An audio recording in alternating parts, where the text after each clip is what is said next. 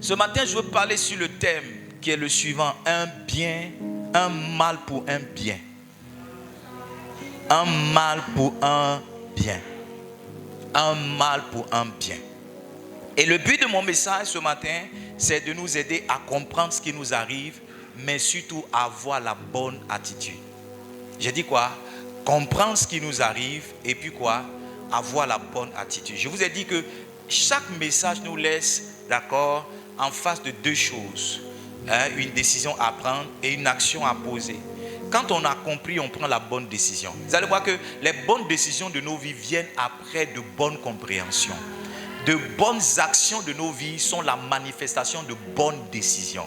Donc quand quelqu'un a bien compris, il décide bien. Et quand quelqu'un a bien décidé, il agit bien.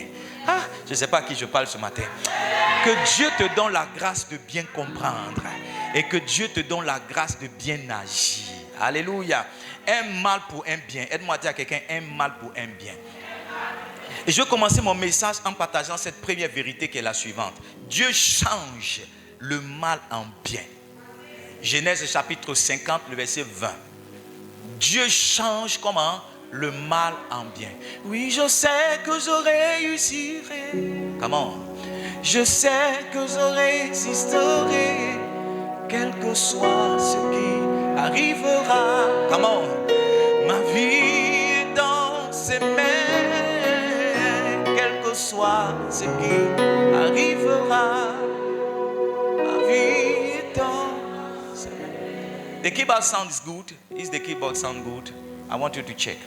Genèse chapitre 50, verset 20. Il dit, vous aviez médité de me faire du mal. Lis avec moi la suite. Dieu l'a changé en bien. Vous aviez médité. Ça veut dire que votre intention, c'était que je souffre. Mais en réalité, Dieu a changé ma souffrance en une réjouissance. Je prophétise sur la vie de 10 personnes. Dieu va changer ta souffrance en une réjouissance. J'ai dit Dieu va changer ta souffrance en une réjouissance. Assieds-toi. Comment Dieu change-t-il le mal en bien? Première chose, lorsque le résultat final de ce qui vous arrive est positif.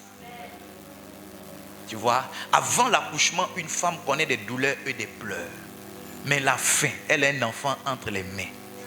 Et elle oublie les douleurs, elle oublie les pleurs à l'instant. Donc, Dieu change un bien, un mal en un bien, lorsque le résultat final de ce qui vous est arrivé est positif. Dieu change un mal en un bien, lorsque la fin de l'histoire est une fin positive. Dieu change le mal en bien, lorsque la fin... Aide-moi dire à quelqu'un. La Bible dit en Ecclésiaste le chapitre 7, le verset 8. Can I have it? Ecclésiaste chapitre 7, le verset 8. La Bible dit, vaut mieux la fin d'une chose que son commencement. En d'autres termes, le commencement est bon, d'accord? Le déroulé aussi est bon. Mais ce qui compte véritablement, c'est la fin de la chose. Et Dieu change un mal en un bien lorsque la fin de la chose est une fin positive. Je ne sais pas par quoi tu passes, mais je prophétise que ta fin soit une fin positive au nom de Jésus. Dieu change un mal en un bien quand la fin que vous recevez, quand à la fin, vous recevez plus que vous n'avez perdu. Dieu change un mal en un bien lorsqu'à la fin, ce qui est dans tes mains est plus que ce qui était dans tes mains au départ. Et pendant que je parle de ces choses, mon esprit est sur l'histoire de Joseph. Joseph était un berger au début, mais quand le mal est venu, que Dieu l'a changé en un bien, il est devenu un gouverneur. Ce qu'il avait dans son statut de berger n'était absolument rien comparé à ce qu'il a eu plus tard quand il est devenu gouverneur. Donc Dieu change un mal en un bien lorsqu'à la fin, ce que vous avez entre les mains est plus important que ce que vous aviez au départ. En ce qui nous concerne Livingstone, ce que Dieu va nous donner dans ces 2 mois sera 2 fois plus important que ce que nous avons eu par le passé. J'ai dit ce que Dieu va nous donner en 2 mois, ça sera plus important que ce qu'on n'a pas eu en 7 ans de ministère. J'ai dit ce que Dieu va nous donner en 2 mois sera plus important que ce qu'on n'a pas eu en 7 ans de ministère. Yes. Livingstone, comprenez l'action de Dieu, comprenez le mouvement de Dieu. Dieu change un mal en un bien lorsque à la fin vous recevez plus que ce que vous avez perdu. Troisième, Dieu change un mal en un bien lorsqu'il amène les circonstances en votre faveur. Lorsqu'il amène quoi? Les circonstances en votre faveur. Écoutez-moi, la femme de Potiphar pensait faire du mal à Joseph lorsqu'elle l'a fait emprisonner. Mais en fait, la prison était le lieu de connexion de Joseph avec la royauté.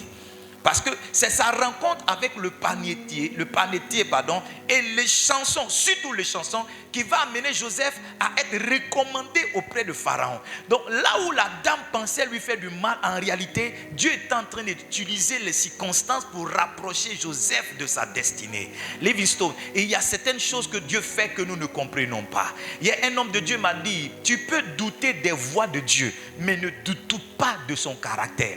Ça veut dire que par moment, Dieu peut te faire passer par des chemins tortueux, par des chemins que tu n'as pas envisagés. Mais dans tout ça, n'oublie pas que le Dieu qui est en train de te conduire est un Dieu fidèle. Que quel que soit là où il te fait passer, à la fin tu arriveras à bon port. Quel que soit ce qui te fait traverser, à la fin tu arriveras quand même là où il a prévu que tu arrives. La Bible dit en Ésaïe 44, ça c'est la prophétie pour quelqu'un. Donne-moi le verset 3. Ésaïe 44. Commence à partir du verset 2. Est-ce que je prêche ici ce matin? Ésaïe 44, le verset 2. Can we have it? Ainsi parle l'Éternel qui t'a fait et qui t'a formé dès ta naissance. Celui qui est ton soutien. Ne crains rien, mon serviteur. Aide-moi à mon église Livingstone que j'ai choisi. Verset 3. Il dit, car je répandrai des eaux sur le sol altéré et les ruisseaux sur la tête desséchée. Je répandrai de mon esprit sur ta race et ma bénédiction sur tes rejetons. Verset 4. Ils pousseront comme au milieu de l'herbe et comme les saules près des courants d'eau. Go ahead, please. Go ahead. Celui-ci dira, je suis à l'Éternel. Celui-là se réclamera du nom de Jacob. Cet autre écrira en sa main à l'Éternel. Il prononcera avec amour le nom de Livingstone. Verset 6. Ainsi parle l'Éternel, roi d'Israël, ton rédempteur, l'Éternel des armées. Il dit, je suis le premier et je suis le dernier. Et hors moi, il n'y a point de Dieu.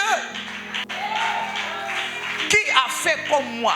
Fait des prédictions, qui le déclare et me le prouve. Depuis que j'ai fondé le peuple ancien, qu'il annonce l'avenir et ce qui doit arriver. On parlera de Livingstone. On parlera de toi au nom puissant de Jésus. Je dis, on parlera de toi au nom de Jésus. Assieds-toi une minute. Donc, Dieu change un mal en un bien lorsqu'il change les circonstances en notre faveur. Lorsqu'il amène ce qui est en train de se passer à nous être favorables. Écoute-moi bien, il y a certains événements qui arrivent dans ta vie, mais en réalité, c'est le doigt de Dieu pour te faire connaître un raccourci. Et il y a certaines situations dans ta vie qui arrivent, mais c'est la grâce et la sagesse de Dieu pour te libérer quelquefois de certaines personnes, pour te libérer quelquefois de certains environnements et pour te positionner avec les personnes ou dans les environnements qu'il te fallait pour réussir. Je vous assure que si on disait à Joseph de quitter la maison de son père, il ne serait jamais allé. Je vous assure que si on disait à Joseph de quitter la maison de Potiphar, il ne serait jamais allé. Il dirait, mais c'est une mauvaise prophétie. Si Dieu n'était pas avec moi, cette maison n'aurait pas été bénie. Depuis que je suis là, les affaires prospèrent entre mes mains. Je n'irai nulle part. Mais la Bible dit, cette accusation est venue pour enlever Joseph de la maison de Potiphar et l'amener en prison. Mais en réalité, la prison était son lieu de connexion. La prison était son lieu de révélation. La prison était le lieu où on allait le connaître. Pas comme un travailleur, mais comme un songeur. Parce que ce n'était pas la grâce du travail qui devait le faire devenir gouverneur, mais la grâce du songe. Et c'est en prison qu'il a manifesté 2 ou 3 songes qui l'ont amené à être connu. Alléluia. Il y a certains événements que Dieu provoque pour vous détacher de votre endroit et pour vous connecter dans l'endroit où il faut être. J'ai dit, il y a certains événements que Dieu pourvoit pour vous séparer de certaines personnes et vous connecter aux personnes qu'il faut. Je suis en train de parler à la vie de 2 personnes. Dieu va te séparer des mauvaises personnes pour te connecter aux personnes qu'il faut. Si je parle de toi, laisse ton amen être comme fort comme un tonnerre. Assieds-toi une minute. Assieds-toi une minute. Maintenant, écoute-moi bien. La question principale à se poser, c'est quel est le facteur principal? Ou, en ce qui concerne nous, Livingstone, quel que cette histoire va nous apporter?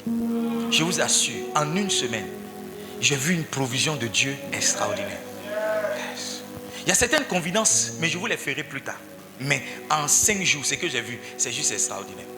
C'est la mobilisation que j'ai vue, aussi bien physique, émotionnelle que financière. C'est juste extraordinaire. Il y a quelqu'un qui pensait nous faire du mal. Mais je suis là pour lui dire qu'en réalité, tu es en train de nous faire du bien. Il y a quelqu'un qui pensait nous faire du mal. Mais en réalité, si je sais qui tu es, je vais te faire une offrande. Je te promets. Le jour où on va t'attraper, moi-même je vais te donner l'argent. J'ai dit, ne le touchez pas, ne l'envoyez pas en prison. Laissez-moi le nourrir et prendre soin de lui pendant une semaine. Parce qu'il m'aura fait du bien. Ah, ceux qui ne disent pas amen sont suspects. Écoute-moi bien. Le facteur principal, c'est le facteur du temps. C'est le facteur du temps. Parce que quand la chose arrive, on s'est dit, mais comment est-ce que ça va se passer? Quand la chose... Écoutez-moi bien. Joseph a dit à les chansons, quand tu vas sortir, s'il te plaît, ne m'oublie pas. Mais la Bible dit que les chansons l'ont quand même oublié. Parce que Dieu fait chaque chose dans un temps bien précis. Selon Ecclésiaste, le chapitre 3, le verset 1. Alléluia.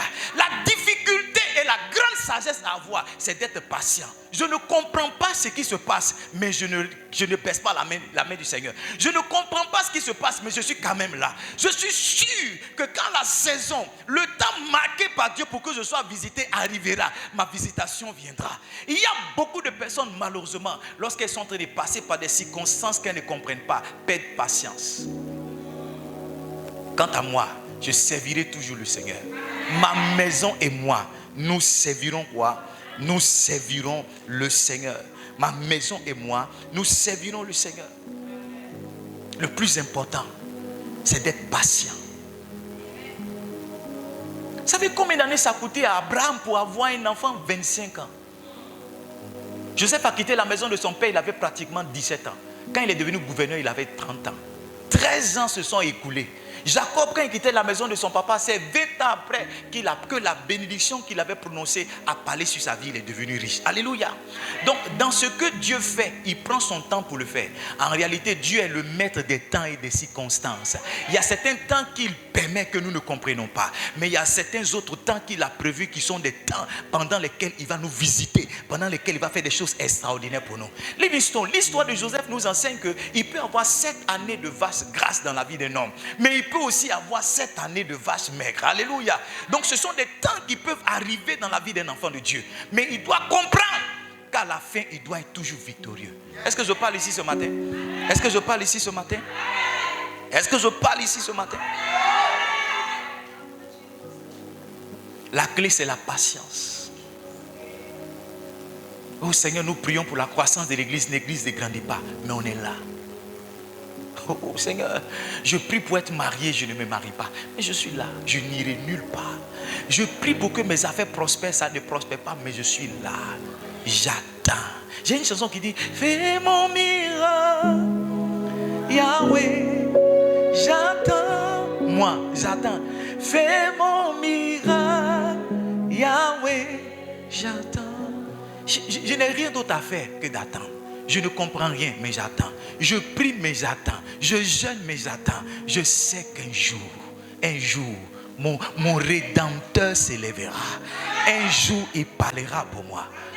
Ça a pris du temps à Job de rester dans la souffrance et dans la misère. Mais quand le temps de Dieu s'est levé, Livingstone, beaucoup de personnes manquent de patience. Beaucoup de personnes veulent voir les choses arriver tout de suite et maintenant. Beaucoup de personnes veulent voir les choses arriver tout de suite et maintenant. J'ai appris avec Dieu la patience. Il y a des choses qu'on ne comprend pas, mais on est là. Il y a des choses qui sont difficiles, mais on est là. Il y a des choses bizarres, mais on est là. Ni à gauche, ni à droite, on est là. Aide-moi à dire à quelqu'un, sois là. Sois là. Ce n'est pas le moment de partir. Tu es venu ici quand il n'y avait pas de carreaux, il n'y avait pas de plafond. Ce n'est pas maintenant qu'il y a le minimum que tu vas partir. Tu es venu ici quand tout le monde chantait avec un seul micro et quand le pasteur prêchait avec un micro qui crachait. Ce n'est pas maintenant que les choses sont très améliorées que tu as parti. Aide-moi à dire à quelqu'un, sois juste patient. Sois juste patient. Tu seras surpris de ce que la chose deviendra. J'ai dit, tu seras surpris de ce que la chose deviendra. Est-ce que je peux appuyer? Est-ce que je peux appuyer? La deuxième vérité principale que je veux partager avec vous ce matin, c'est que Dieu permet une situation difficile pour accomplir un plan divin. Dieu permet quoi? Une situation difficile pour accomplir un plan divin. Ce matin, je suis allé chercher l'écran à la maison et j'ai écouté une chanson juste à côté. Cette chanson disait: ô éternel, Dieu de miracles, à mes sentinelles autour de moi pour me protéger. Pourquoi, Satan, me voyant, éprouves-tu tant de haine pour moi? Pourquoi, Satan, me voyant, éprouves-tu tant de haine? Je suis trop jolie pour Satan. Ah! Hey. Mais éternel, l'éternel, comment? Dieu de victoire, comment? A mis ses sentinelles autour de moi pour me protéger. Il n'y a rien qui arrive à un homme que Dieu n'a pas permis. Il n'y a rien. Il n'y a rien. Il n'y a rien. Il n'y a rien. Il n'y a rien. Certains partis voient Dieu, il dit: Job, je fais quelque chose, va t'abandonner. Il lui a dit: tu peux prendre ça, tu peux prendre ci, tu peux prendre ça. Ça aurait pu se passer autrement. C'est ce que Dieu a permis qui est arrivé. Donc derrière ce qui est arrivé, il y a l'action de Dieu. Derrière ce qui est arrivé, il y a la permission de Dieu. Derrière ce qui est arrivé, il y a le OK de Dieu. Je vous fais une confidence. Dans la nuit du lundi au mardi, on a dormi sans fermer les portes. Et c'est le matin qu'on a découvert qu'aucune porte n'avait été fermée.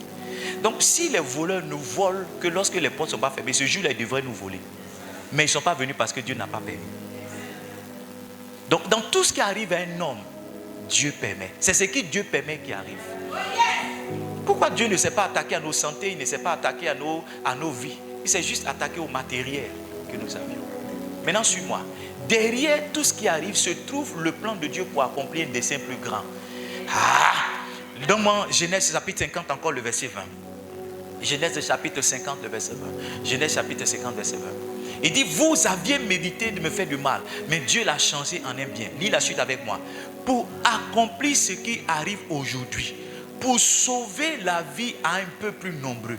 Ça veut dire que quel que soit ce qui t'arrive, c'est aussi l'action de Dieu pour amener un certain accomplissement. Il y a un accomplissement et il y a une volonté de Dieu derrière quelquefois les malheurs qui t'arrivent. Suis-moi, suis-moi. Si la sécheresse n'était pas venue en Égypte, Joseph ne serait jamais devenu un gouverneur. C'est à la faveur de la sécheresse que cet esclave, ce prisonnier est devenu un gouverneur. En d'autres termes, c'est parce qu'un problème s'est présenté que lui il a été révélé. Chaque fois qu'un problème arrive, il y a une volonté de Dieu de révéler quelque chose. Il y a une volonté de Dieu d'accomplir quelque chose. Il y a une volonté de Dieu d'amener une destinée à se réaliser. Je vous raconte ça et peut-être que je ne parlerai plus de moi encore dans ce message de ce matin. Mais mon épouse et moi, on vivait dans le même quartier qu'on appelle Air France 2 à Boaké. Alléluia. Elle était d'un côté de la route, moi j'étais de l'autre côté de la route. Mais on ne s'était jamais rencontrés, on ne s'était jamais parlé. C'est à la faveur de la guerre en 2002 que elle et moi on s'est rencontrés. Elle dans le village de sa mère, moi dans le village de mon père. Alors que j'étais en train de déprimer parce qu'on quittait une qualité de vie, Dieu est en train de me conduire dans ma dépression vers ma connexion dans le mariage.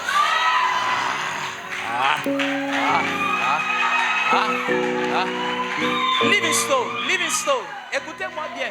Derrière le mal qui vous arrive se trouve la sagesse de Dieu pour amener un certain accomplissement. Quand vous savez ces choses, vous avez un certain caractère dans les challenges et vous avez une certaine patience pour voir le dénouement des choses. Ne soyez pas pressés de pleurer, ne soyez pas pressés de vous lamenter, ne soyez pas pressés d'accuser. Soyez juste patient et vous verrez ce que Dieu fera. Quelqu'un dit Amen. Quelqu'un dit Amen. Maintenant suivez-moi. Il y a quelque chose de plus grand que ce que vous avez vu. Il y a quoi? Il y a quelque chose de plus grand. Il y a des contributions à votre vie, mais surtout dans la vie des autres. C'est pourquoi Dieu permet certaines choses. Ça veut dire, à la fin, ce qui va nous arriver, ça va contribuer pour notre bien, mais il y a d'autres personnes aussi qui vont venir dire vraiment, Livingstone, vous nous avez aidé à croire. Livingstone, vous nous avez boosté. Livingstone, vous nous avez aidé. Vous nous avez aidé. Parce que derrière ce que Dieu a permis qui arrive à Joseph et à Job, ce n'était pas seulement pour leur vie, mais c'était aussi pour la vie d'autres personnes. C'est pourquoi Joseph a dit à ses frères, vous avez médité, mais Dieu a permis ça pour sauver la vie d'un peuple à un peu plus nombreux. Nous sommes en train de regarder quelque chose pour Livingstone, ou bien regarder notre argent qu'on a perdu, ou bien regarder nos sacrifices qui ont disparu. Mais en réalité, il y a un plan plus grand qui est derrière ce que nous sommes en train de voir, qui va toucher davantage de personnes. Je crois que ce témoignage, le jour où nous le racontons, il y a certaines personnes qui seront bouleversées et qui seront bénies. Est-ce que je peux parler? Est-ce que je peux parler ce matin? Est-ce que je peux parler ce matin? Est-ce que je peux parler ce matin? Allons-y ensemble dans Philippiens chapitre 1, le verset 12. On va le lire jusqu'au verset 14. Philippiens chapitre 1, le verset 12.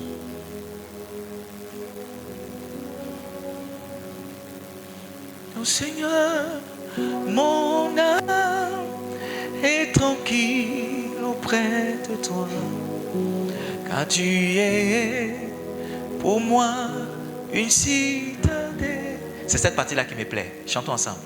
Et jamais, mon Dieu, je ne serai humilié. Come on. Car mon salut vient de toi. Personne ici ne sera humilié, à compter par moi. À commencer par moi. Personne ne sera humilié. Personne ne dira pas, oh, vous parlez beaucoup, on vous a vu ici. Personne. Nobody will tell it. Personne. Personne n'aura l'occasion de le dire. Parce que ceux qui ont commencé à le penser seront surpris de ce que Dieu va faire. Voici ce que Paul dit. Il dit, je veux que vous sachiez, frères, que ce qui m'est arrivé a plutôt contribué au progrès de l'évangile. Quand l'apôtre Paul écrit ça, il est emprisonné quelque part. Et il écrit à l'église de Philippe. Et il dit, mon emprisonnement, mon arrestation, contrairement à ce que vous pensez, ça a eu une contribution. Ça a eu quoi? Donc, quel que soit le mal qui nous arrive, il y a une contribution de ce mal-là à notre vie et à la vie de beaucoup de personnes. Il y a une contribution. Une de mes filles est venue me voir et dit, papa, je te dis merci de m'avoir vidé de cette église. Je te dis merci.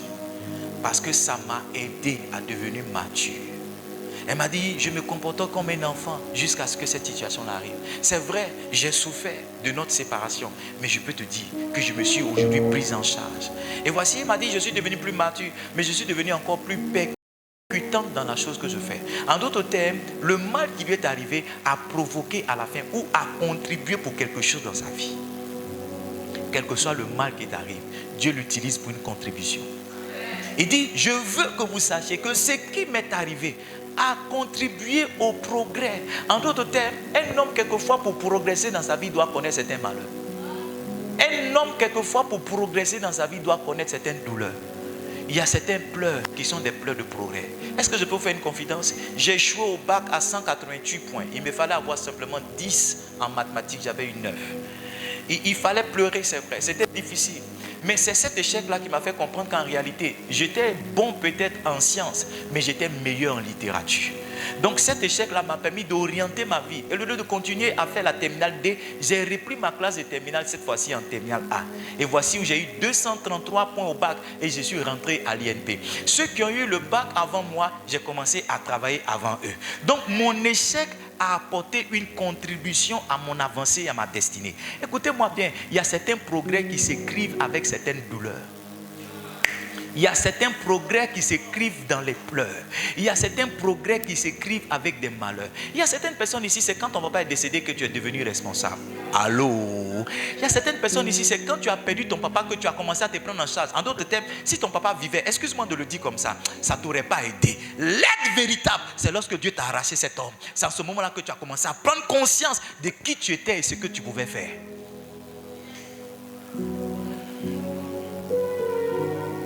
Il dit, je veux que vous sachiez que ce qui m'est arrivé, ce qui nous est arrivé, contribuera au progrès de l'évangile. Il y a un progrès que ce qui nous est arrivé va provoquer.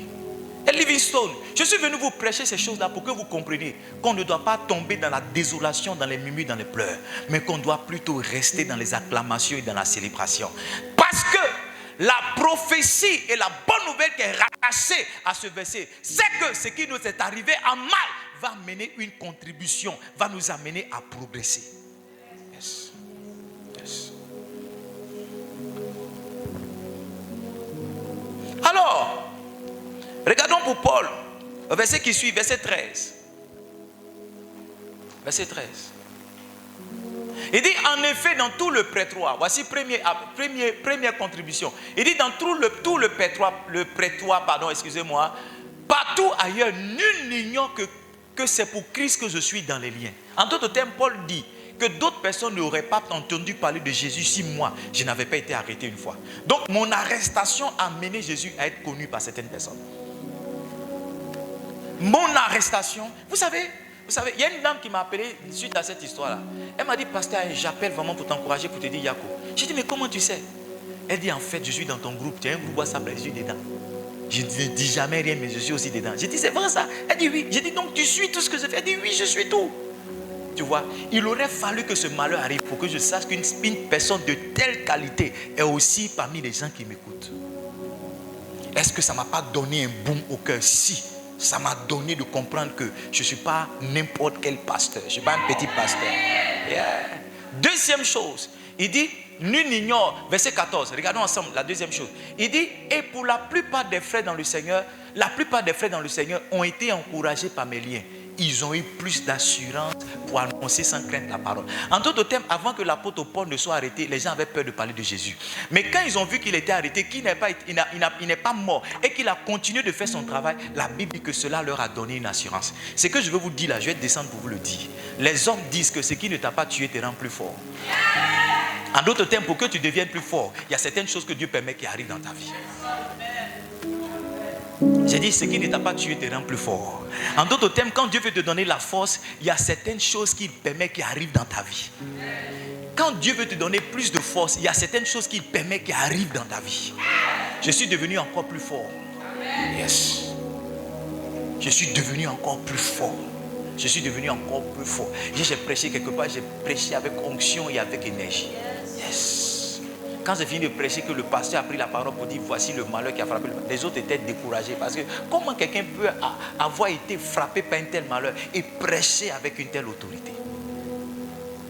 Il dit, Satan pensait qu'en arrêtant Paul, l'église aurait été fragilisée et affaiblie. Il s'est trompé. C'est en ce moment-là que des guerriers sont nés. C'est en ce moment-là que des hommes avec plus d'assurance sont nés. C'est en ce moment-là avec des gens qui n'ont pas peur sont nés. La saison où tu n'auras plus peur des voleurs, c'est arrivé maintenant. La saison où tu ne seras plus attaché à un bien, c'est arrivé maintenant. Mais certains parmi votre problème, c'est que vous étiez attaché au matériel. Il y en a qui ont vu leur sacrifice partir. C'est une guérison que Dieu va vous apporter pour dire que maintenant, là, tu n'as pas où. Est-ce que je peux appuyer? Est-ce que je peux appuyer? Est-ce que je peux appuyer? Abrite-moi sous tes ailes.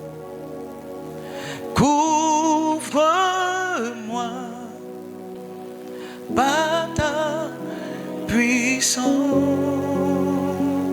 Oh. Est-ce que je peux appuyer? Est-ce que je peux appuyer? 4 attitudes qui vont t'aider. Ou bien 4 virements que tu ne dois pas accepter de prendre. Ou 4 chemins que tu ne dois pas accepter de prendre. Amen. Parce que quand les situations difficiles arrivent, il y a 4 choses qui peuvent t'arriver. La première chose, c'est de tomber dans le péché. C'est de faire quoi? Tomber dans le péché. Il y a des gens qui ont commencé à boire, qui sont retournés dans l'alcool et dans la drogue. Quand dans leur marche avec le Seigneur, ils ont eu un coup dur. Et je vous fais cette confidence, je fais partie de ces personnes. En 2002, j'étais un enfant zélé, engagé pour le Seigneur. Je priais, je jeûnais, j'achetais des livres déjà. Je faisais beaucoup de bonnes choses pour Jésus-Christ. Croyant mon appel, l'année d'avant, j'avais reçu mon appel. Je croyais que Dieu avait une grande destinée pour moi. Et j'avais une vie assez confortable avec mes parents à Boaké. Nous dormions sur son lit, on ne manquait de rien, on partait à l'école en taxi, on revenait en taxi, on avait des VTT, on s'épanouissait, moi j'avais mes petits business qui me rapportaient 10, 15 000, 20 000, 30 000, quelquefois 50 000 francs par mois. J'étais épanoui, j'étais tellement épanoui que je refusais de venir faire des vacances à Abidjan. Et puis la guerre est arrivée. Quand la guerre est arrivée, chaque nuit ma mère venait me voir et me disait, Edmond, on va partir à Abidjan, tout le monde fuit. Moi je lui disais, mais est-ce que tu connais le chemin d'Abidjan? Est-ce que tu sais si les gens qui sortent, est-ce qu'ils arrivent? Mais en réalité, derrière toutes ces questions que je posais à ma maman, je ne voulais pas me détacher de la vie que j'avais. Je ne voulais pas me détacher des biens que j'avais. Je ne voulais pas me détacher de la qualité de vie que j'avais. Et par la force des choses, une nuit après de longs combats, on était obligés, contraints de partir. On a quitté Boaké le 8 octobre à 9h, je me rappelle. On a commencé à marcher. On est passé par une compagnie d'électricité, on est sorti sur les rails, on a marché dans la forêt, dans la brousse, jusqu'à ce qu'on rencontre des gens qui avaient une carte. Ils ont commencé à nous montrer le chemin. Arrivé au moment où on était bloqué. Et on a entendu des voix dans un village, on est parti dans ce village. Et le chef du village nous a délégué 2 personnes pour nous montrer la route que tous ceux qui fuyaient Dabou empruntaient. Tous ceux qui fuyaient Boaké empruntaient. On a marché du matin jusqu'au soir. On est arrivé dans un village qui s'appelle Molonoublé. Pendant qu'on dormait dans une salle de classe où on nous avait logés, dans la nuit, on a vu un gros camion qui est rentré avec des phares. Et nous, on était apeurés. Moi, personnellement, j'ai eu peur. Je me suis dit que c'est là qu'ils allaient nous tuer. Ils allaient nous assassiner. Certainement, nous a incendié le lieu. Et le monsieur a dit non, non, non, il n'est pas venu pour ça. Au contraire, il fait son transport. Molonoublé jusqu'à Didier-Ville, c'est 1500. Ma maman et moi, mes enfants et moi, mes frères et moi, on a sauté dans la voiture, on est monté, on a payé le transport. On est arrivé à Didier-Ville. À Didier-Ville, on a appris que le maire de la ville donnait des camions aux gens pour quitter Didier-Ville pour aller à Yamsoukro gratuitement. Sauf que quand nous on est arrivés, il paraît que les jeunes de la plateforme des politiciens sont arrivés à Yamsoukro parce qu'ils partaient libérer Boaké avec les mains nues. Et le président ne voulait pas. Donc il y a eu un cafouillage dans la ville de Yamsoukro. Donc le convoi gratuit que le maire avait mis à notre disposition a été annulé. Donc maintenant, il fallait quitter de Didier-Ville jusqu'à Yamsoukro, payer 3000 francs. On a fait une première journée à chercher des camions, lutter. On n'a pas pu avoir. Le lendemain, je me suis réveillé à 4h du matin. On a fait 3 jours là. Je me suis réveillé à 4h du matin. Je suis allé à la gare. Et j'ai vu une bâchée qui était là. Et j'ai dit au monsieur, j'ai négocié avec lui. Il m'a dit, c'est 4000 francs par personne à prendre ou à laisser. Et je lui ai dit, moi, je souhaiterais négocier avec lui. Est-ce qu'il peut permettre que ma famille rentre, mais que mon petit frère seul ne paye pas? Il a dit, il n'y a pas de problème. Je suis allé réveiller ma maman. J'ai dit, j'ai eu une opportunité. Maman, on peut partir maintenant. Et on est monté dans la voiture. On est monté dans la voiture avec une autre famille, mais on est quand même arrivé à Yamsoukro. Quand je suis arrivé à Yamsoukro, j'ai eu mon premier choc. Parce qu'à Yamsoukro, j'ai vu des gens qui étaient en kaki et en bleu blanc. Et je me disais, mais de quel pays nous on vient? Ça fait 3 semaines que nous on est bombardés par des bombes, on est bombardés par des tirs. Et ici, la vie est normale. La vie est normale. Il y a eu le premier choc. Il y a eu le premier choc. Pour moi, tout le pays de la Côte d'Ivoire était en guerre, c'était compliqué. Mais c'était nous seulement. Je me suis senti comme abandonné. Je me suis senti comme misérable.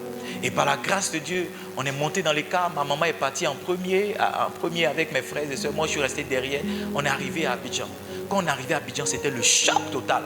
Parce que le car a garé à la gare de Sipourès. Et quand j'entendais les musiques, les maquis, les gens en train de boire, j'étais choqué, j'étais blessé. Et vous savez, ma foi a pris un coup. La question que je me suis posée, comment je peux être un enfant de Dieu et toutes ces choses vont m'arriver? C'est la question qu'on se pose. Comment on peut être une église et ça va nous arriver? Comment il peut être un pasteur et ça va lui arriver? Comment maintenant qu'il a décidé de marcher avec le Seigneur, comment ça peut lui arriver? Et comme je n'avais pas de réponse parce que je n'avais pas de tel message, au fur et à mesure, progressivement, j'ai commencé à rétrograder. J'ai commencé à perdre ma vie de prière, j'ai commencé à répondre aux invitations de sortie, j'ai commencé à ceci, j'ai commencé à cela. Et l'enfant qui était consacré a chaviré dans la rétrogradation, est retombé dans le péché. Tu ne dois pas accepter quel que soit ce qui t'arrive à tomber dans le péché. Tu dois lutter avec ça pour garder ta vie de prière, garder ta vie de consécration. Il y en a qui ont trouvé leur consolation dans l'alcool. Parce que ne trouvant pas d'explication à ce qui est arrivé, il va s'asseoir devant une bière pour dire, il faut que je comprenne. 1 bière, 2 bières, 3 bières, 4 bières, 5 bières. Et puis le monsieur devient alcoolique. Mon père, qui m'a bâti dans le ministère, m'a dit, il a rencontré le monsieur qui l'a formé dans la prédication. Il a retrouvé un soir, il était alcoolisé. Il était en train de mourir dans l'alcool. Et la seule échappatoire qu'il a eue, c'est de dire, monsieur, je ne te connais pas. Alors qu'en réalité, ils se reconnaissaient l'un l'autre. N'acceptez pas, quel que soit ce qui vous arrive, de retomber dans le péché. Si vous avez abandonné le péché une bonne fois pour toutes, ne retournez jamais à ce que vous avez maudit. Si avant vous voliez pour vous sortir de certaines situations, n'usez plus de vol. Si avant vous mentiez pour vous sortir de certaines situations, n'usez plus de mensonges. Si avant vous usiez de certains trafics pour faire un certain nombre de choses, ce n'est pas parce qu'une difficulté est arrivée que vous allez retomber dans les voies que vous avez abandonnées. Combien de personnes? Écoutez-moi bien. Joseph a eu la possibilité de tomber dans le péché. Ses frères l'ont vendu. Il était un esclave. Il pouvait se dire, mais où est ce Dieu-là? Et puis moi, qui suis un enfant d'Israël, je suis un esclave dans un pays étranger. Quand Madame Potiphar est venue faire la proposition, il aurait pu tomber dans le péché pour se consoler, pour dire, je n'ai ni mère, ni soeur, ni petite amie. Je vais rester me consoler avec toi. Il a refusé. Il a même accepté d'aller en prison que de tomber dans le péché. Quel que soit ce qui t'arrive, reste engagé avec Christ. Je vous dis que le véritable test, c'est à ce niveau-là que ça se passe. Si pour la moindre difficulté tu abandonnes le Seigneur, c'est que tu n'as jamais été avec lui. J'ai dit, si pour le moindre problème tu abandonnes la main du Seigneur, c'est que tu n'as jamais été avec lui. Quant à moi, j'ai fait le vœu de marcher avec lui, de ne pas tomber dans des raccourcis et dans des compromissions.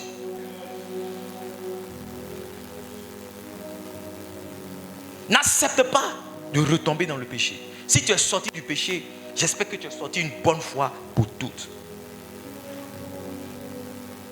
La deuxième chose dans laquelle il ne faut pas tomber, ou bien le deuxième virement que ta vie ne doit pas prendre, c'est de renier Dieu.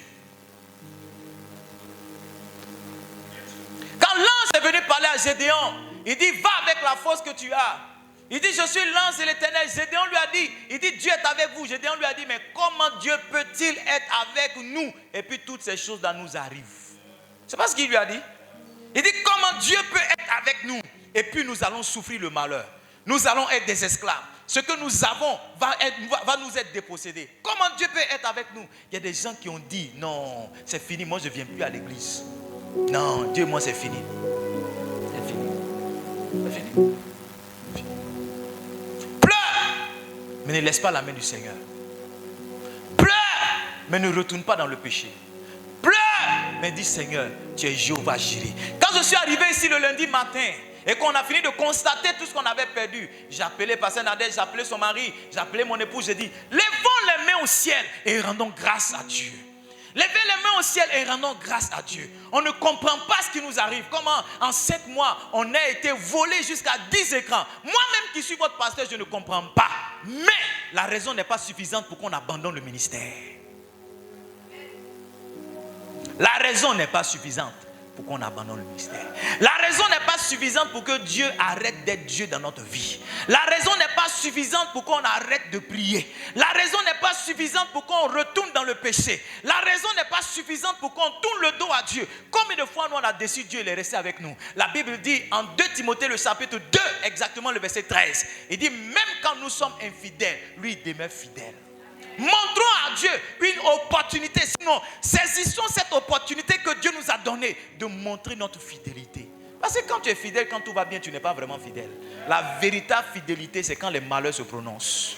C'est pourquoi une femme qui est à l'aise avec son mari qui lui prétend être fidèle, c'est faux, maman. Attends, on verra quand l'argent va partir, quand l'argent va finir. Est-ce que tu seras toujours là? Quand un homme dit qu'il aime sa femme, attendez qu'il rencontre une qui est plus belle qu'elle. Attendez qu'il rencontre une qui est plus en forme qu'elle. Attendez qu'il rencontre une qui est plus claire qu'elle. Attendez qu'il rencontre une qui a plus d'argent qu'elle. C'est à ce moment-là, on pourra dire que tu es fidèle lorsque tu diras non. Sinon, si longtemps que l'opportunité ou bien la faiblesse ne s'est pas présentée, s'il te plaît, garde-toi de crier ta fidélité.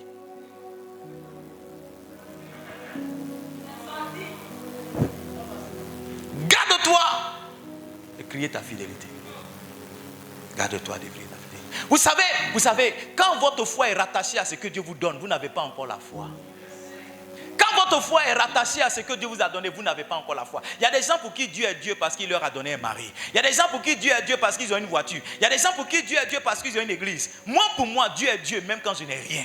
Dieu est Dieu même quand je suis dépouillé. Dieu est Dieu quand même si le paradis n'existe pas, je ne regretterai jamais d'avoir fait le choix de marcher avec le Seigneur. En d'autres termes, ce n'est pas une motivation particulière matérielle qui me rattache à Dieu, mais c'est simplement la paix et la joie que j'ai de connaître ce Dieu-là.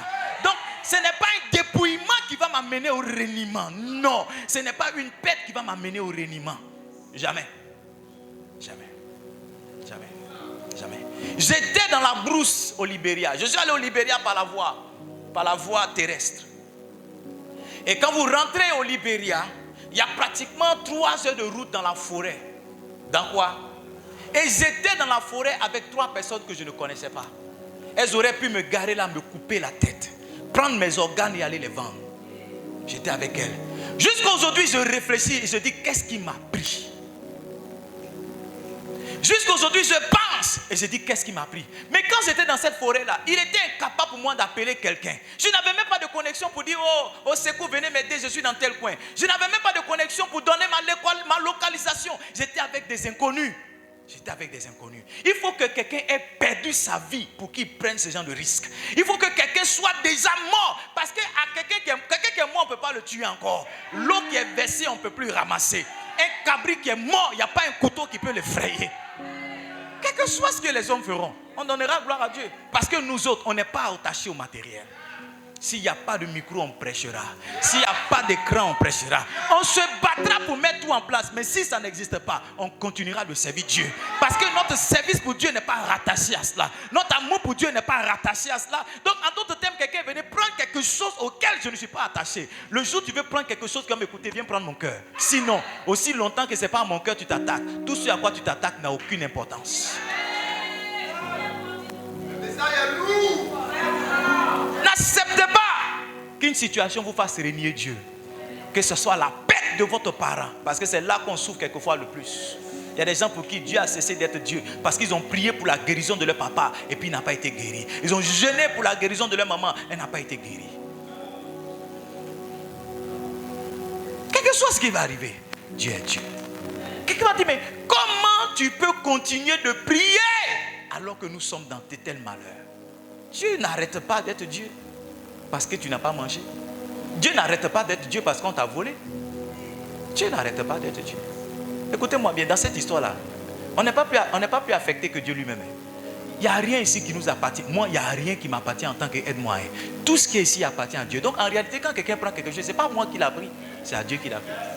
Donc pourquoi est-ce que je dois être plus chaud dans le film que Dieu lui-même? Ce que sa bouche a dit, sa mélancolie. Ce que sa bouche a dit, sa mélancolie. Écoute-moi, 3e virement que ta vie ne doit pas prendre. N'accepte pas de devenir amer. N'accepte pas de devenir amer. N'accepte pas de devenir amer. Il y a des gens, quand ils se réveillent le matin, je ne suis pas de bonne humeur. Non, je ne suis pas de bonne humeur. Tu ne sais pas qu'on nous a volé? Ah, non, je n'ai pas envie de rire. Écoutez-moi bien. Le même jour où on nous a volé, j'étais en train de prier pour certains de mes enfants qui ne savaient pas. Il y en a qui m'appelaient, allô papa, allô papa, allô papa. Et puis j'étais en train de prier. Il y en a même pour qui dans le vol là, mais j'étais en train de programmer une visite. Je n'ai pas dit, fils, je ne suis pas d'humeur, je te rappelle après. Je n'ai pas dit, oh ma fille, c'est vrai ce que tu m'expliques, mais 2 jours là, vraiment ce qui s'est passé ce matin, vraiment. Ah ouais, après je t'appelle. Non, ne laissez pas ce qui vous arrive dans l'amertume. Est-ce que je prêche ici? Non, ne laissez pas. C'est arrivé, mais gardez le sourire. C'est arrivé, mais embrassez quelqu'un d'autre qui vient. C'est arrivé, mais encouragez quelqu'un d'autre. C'est arrivé, mais donnez une parole d'espoir à quelqu'un d'autre. Écoutez, le diable a la victoire sur vous lorsque ce qu'il a tenté de faire vous a réellement affecté.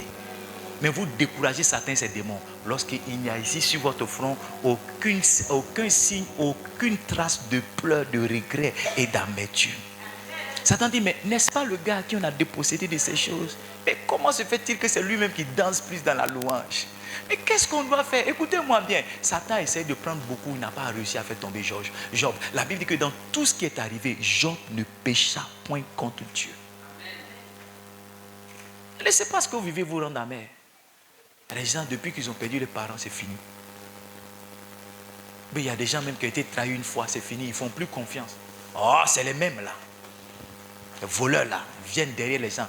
Oui. Ou bien les gens maintenant, depuis qu'on était volés, tous ceux qui vont venir vont dire, attention lui là, il a sa coiffure. Ils vont s'envoyer un message. Regarde lui qui vient de rentrer là, lui qui est derrière là, à droite là, derrière les filles là. Regarde. Il est un peu suspect. Tu vois, est-ce que je peux parler ici? Ils vont commencer à suspecter, mais c'est qui lui là? Lui là, c'est aujourd'hui il est venu bien. Faites attention, surveillez-le. Je suis allé dans une église une fois, je me promenais et j'ai vu l'église d'un papa, je suis allé le saluer. Est-ce que je prêche ici? Je suis allé saluer le papa. Et dans l'église, ils avaient un problème, c'est que ils ont dit que la nuit, il y a les sorciers qui viennent danser sur la chair. Donc ils ont pris un moment de jeûne pour combattre. Donc quand moi je suis venu, ils étaient en train de faire la réunion pour voir comment ils vont prier. Ils devaient faire leur tour de Jéricho, c'est-à-dire prier. Je pense que j'ai déjà raconté cette histoire. Prier autour du temple. Et quand moi je suis venu, mon papa m'a dit, ah mon fils, tu viens d'arriver, c'est bien, on va prier tout à l'heure. Je lui ai dit, papa, comme vous avez jeûné, moi il n'est pas jeûné. Donc moi je ne suis pas dans la même disposition spirituelle que vous. Donc moi j'ai resté dans le temple pour prier. Je n'aurais pas dû. Quand ils sont sortis pour aller prier, il y a un prophète qui a dit à sa femme, reste avec lui.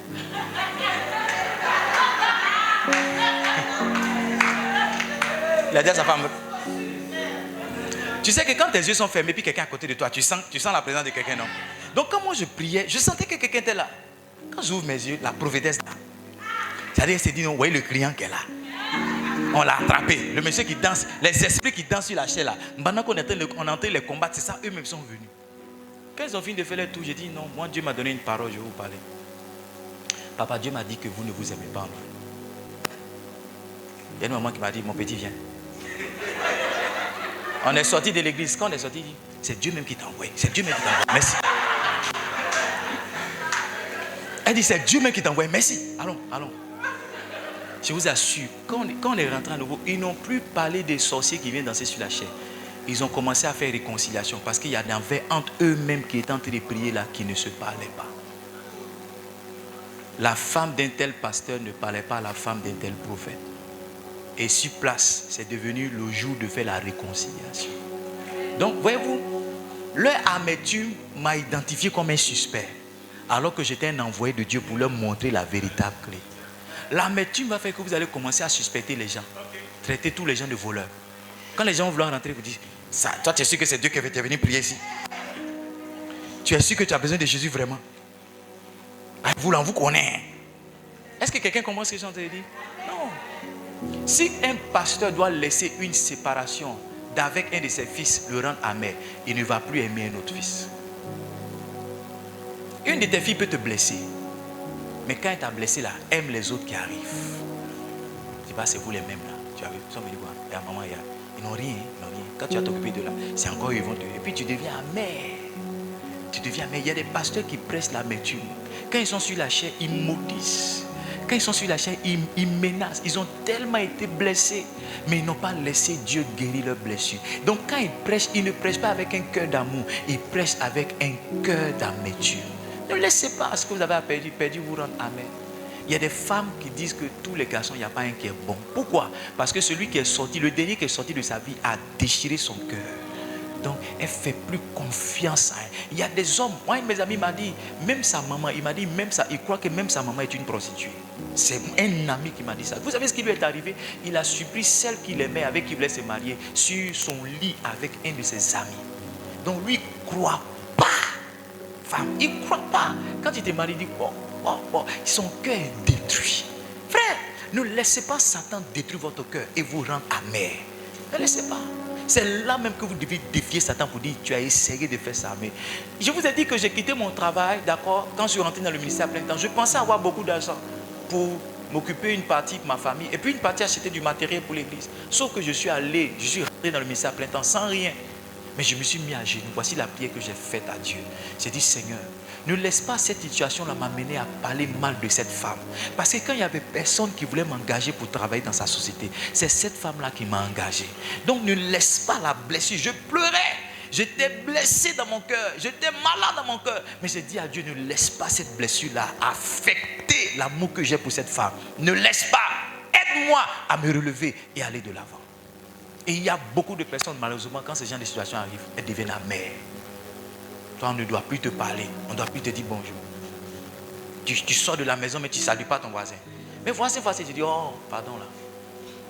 Mais mon frère, oh là, on t'appelle, tu ne décroches pas. Mais quand tu décroches, oui, tu ne sais pas qu'on a été volé, tu ne sais pas qu'on a été volé, tu sais pas, je suis au commissariat là. Ah, laissez-moi en paix là. Tu deviens mais tout le monde. Même quelquefois, les gens qui peuvent t'aider, les gens que Dieu envoie pour t'aider, tu commences à t'attaquer à eux.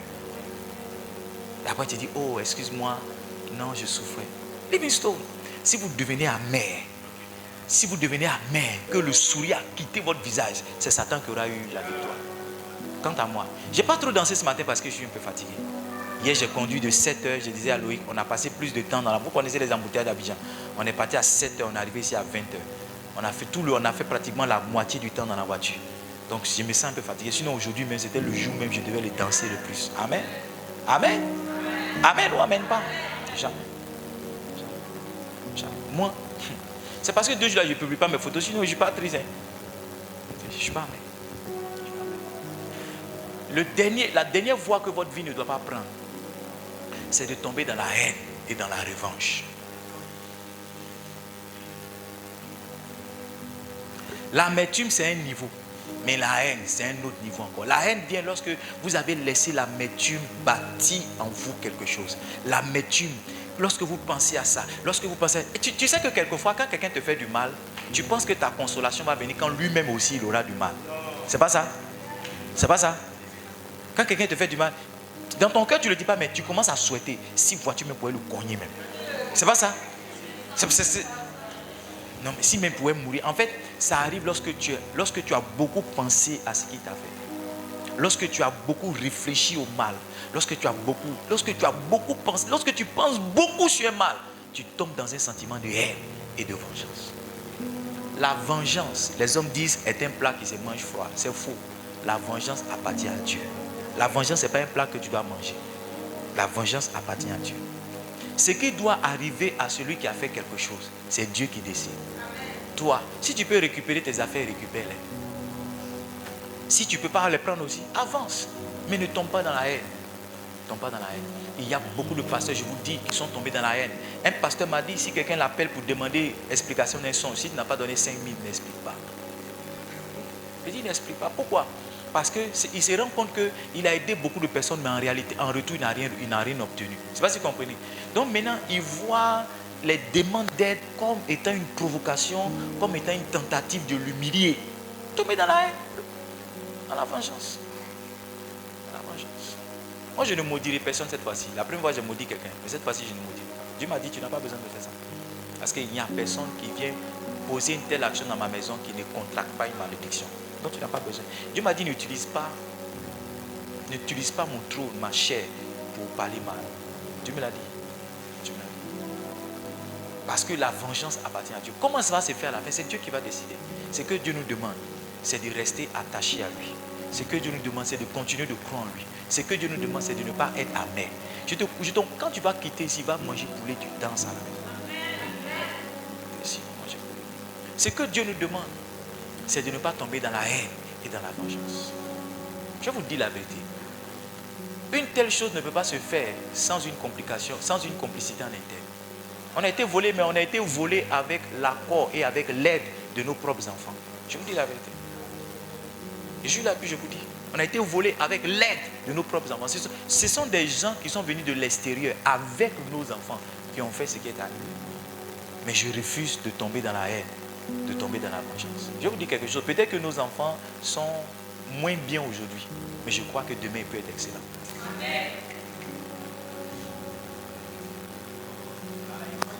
Oui, je pense que nos enfants sont moins bien aujourd'hui, mais demain ils peuvent être excellents. Je le crois de tout mon cœur. Je le crois de tout mon cœur. Vous savez, ce qui m'amène souvent quelquefois à faire ce genre de choses, je me pose toujours la question, si c'était mon fils fort, mon fils Kéra, qui était à la place, qu'est-ce que j'aurais fait? Et mon cœur de père commence à parler. Et Dieu me fait comprendre toujours que tu ne peux pas dire que tu es le pasteur, mais le père de certaines personnes. Et tu fais une classification entre ceux qui sont biologiques et ceux qui sont spirituels. Donc ton enfant, c'est ton enfant. Même si c'est l'enfant de quelqu'un d'autre. À partir du moment où tu es pasteur sur cette église, tu vois l'autre comme étant ton propre enfant.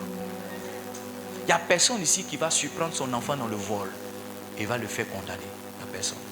C'est parce que ce n'est pas encore arrivé.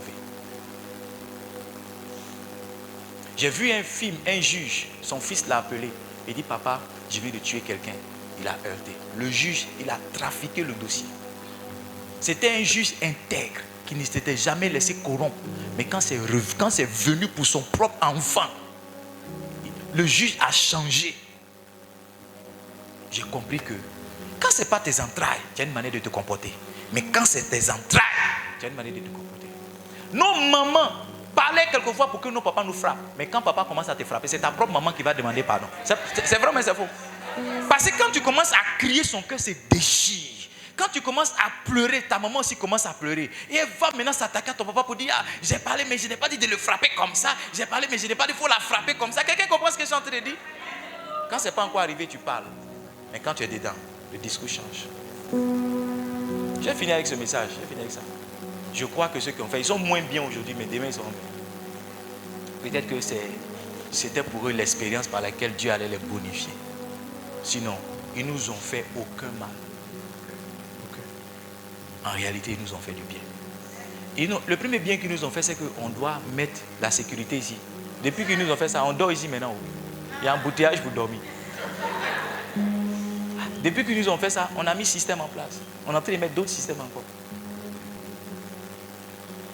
Depuis qu'ils nous ont fait du bien. Et vous allez voir à la fin. Je leur dis, ici on les prend, on va les nourrir pendant une semaine. Il y a des gens qui disent, papa, ça c'est quel pasteur ça? Il y a des gens qui vont dire, un coup de tête d'abord, papa, laisse, un coup de tête seulement. Hein, Abel? Un coup de ceinture seulement, un petit coup de ceinture d'abord. Et puis après, on va appliquer le message. Hein, c'est pas ça? 2 minutes au Japon d'abord, et puis après, tout ce que tu dis là. Ah, fils. Il y a certaines choses que tu sèmes pour tes propres enfants. Si tu n'as pas été indulgent pour les enfants des autres, le jour on attrapera tes enfants. Ça sera sans pitié.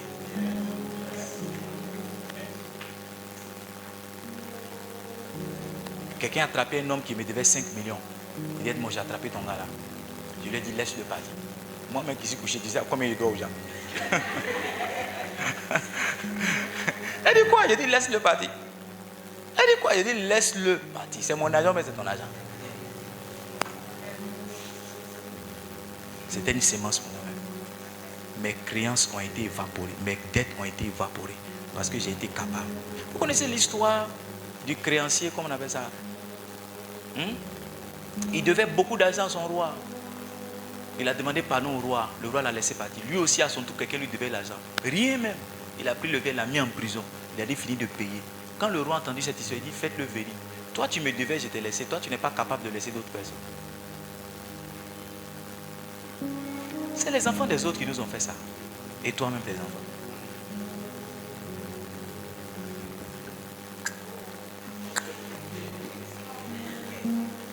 Quand pour des enfants vont venir là, est-ce que tu vas accepter que ça soit public?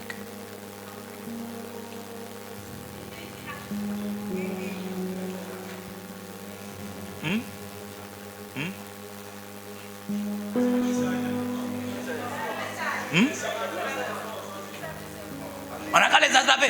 Mais quand on va attraper pour toi,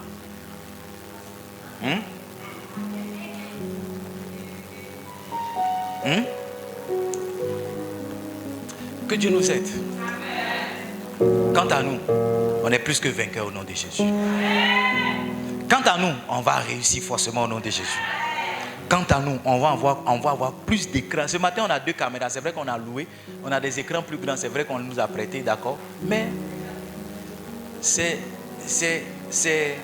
en prélude en ce qui va arriver. C'est l'avant-goût de ce que tu vas faire. Il n'y a rien qui est ici qui nous appartient. D'accord. Mais pour vous dire qu'on n'est pas vraiment affecté. Amen. Si on était venu qu'il n'y avait pas de son et puis on était là. Il y en a qui sont assis. Ils ont dit, mais ils ont volé les écrans, non?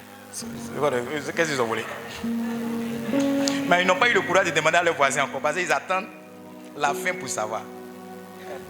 Est-ce qu'on peut se tenir debout?